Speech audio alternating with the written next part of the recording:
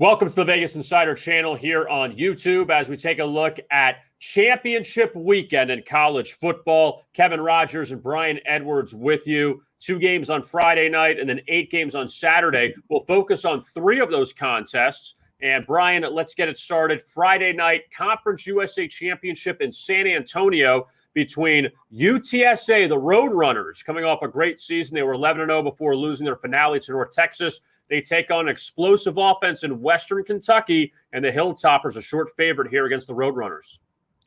Yeah, I like Western Kentucky here, minus 2 or 2.5, as long as it's 3 or fewer. Like the Tops. Now, they did lose at this venue 52-46 during the regular season, but since then, Western Kentucky has won 7 games in a row by margins of 23, 15, 32, 27, 21, 35, and 32. Bailey Zappe, the best kept secret in the country, 70.1 completion percentage, 4,968 passing yards, and a 52-9 TD-INT ratio. During the 7-game winning streak, 6-1 against the spread. The only non-cover by 1.5 points when they beat FIU by 15 as a 16.5-point favorite. UTSA has played its worst football of the year here recently, 0-3 against the spread slide, and lost outright for the first time last week, 45-23 at North Texas. They got boat raced by the Mean Green. I like the Tops at UTSA. All right, so Brian, on Western Kentucky to win the Conference USA Championship. Now let's go to Saturday's action and the Sun Belt title game between Louisiana-Lafayette and Appalachian State. And Billy Napier, the head coach of Louisiana, his final game he's going to coach before he moves to Gainesville to be the coach of the Gators coming up next season. And we'll see what Louisiana has against this App State team in the Sun Belt title game, Brian.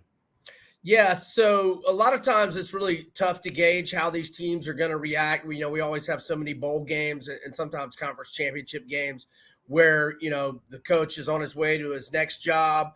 The players are, disappointed, bitter, whatever. And, you just don't know what to expect in terms of their readiness to play. I think this is the exact opposite. I think that the Raging Cajun players are appreciative that Billy Napier turned down job offers, or he definitely had a job offer from South Carolina. I don't know if he had an offer from Auburn, but he had interviewed for the job and he took himself out of the running. I think they appreciate him and want to go out with a bang for him. And they are +3 at home to App State, where they beat the Mountaineers down 41-13 at the same venue middle of the season. And UL-Lafayette has won 11 games in a row since losing to Texas in the season opener. As an underdog during Billy Napier's 4-year tenure, UL-Lafayette is 11-4-1 against the spread with 7 outright wins. They've only been a home underdog twice. They've won outright in both instances. Senior quarterback Levi Lewis has had a spectacular career, 8,723 career passing yards, which is second in school history behind only K-Raj. Who's he behind? UL-Lafayette, Raging Cajun, all-time leading passer. Bobby Hebert. Huh? Bobby Hebert. That's a pretty good guess. Jake the Snake Delhomme. And Levi Lewis has a 72-18 career TD-INT ratio and 971 career rushing yards, 13 touchdowns. UL-Lafayette wins outright, just like they did against the Mountaineers during the regular season. I think Bobby Hebert was Southeastern Louisiana. Am I right on that? I'm pretty sure he was at a different small Louisiana school, but it was nonetheless a very educated and it was a pretty good guess. Thank you. I missed out on Jake the Snake Delhomme, the second greatest Jake the Snake of all time. So Brian on Louisiana Lafayette against App State in the Sun Belt title game, and then the monster match on Saturday in Atlanta at Mercedes-Benz Stadium. It's Georgia and Alabama. Georgia, win or lose, is in the Final Four. Now, Alabama, win, they're in. Lose, who knows what happens to everyone else. But Nick Saban, rare underdog role. And for Kirby Smart, third time a charm, perhaps, to maybe beat Alabama and get over that demon. Bulldogs favored against the Crimson Tide. What do you like, Brian? Well, let me clarify. This is probably going to be my smallest wager. I like the other two a lot more so. Obviously, Georgia has been rolling, but in this matchup in particular, I think we have several distinct advantages. Kirby may have taken over as the best recruiter in the country. Maybe. I think that's debatable. But Saban is still head and shoulders above him, certainly in in-game coaching. So I think we have the head coaching advantage. I know for a fact we have the quarterback advantage, and it's pretty lopsided. Nothing against Stetson Bennett. Nothing against him at all. But Bryce Young is a special, special talent. We also have the monkey on Georgia's back, so to speak, and that they have not beaten Alabama since 2007 when Stafford threw a touchdown pass in overtime at Bryant-Denny. They have lost in like every conceivable way to Alabama, blown big leads, lost, close ones, nail biters where they led at halftime, like in Tuscaloosa last week.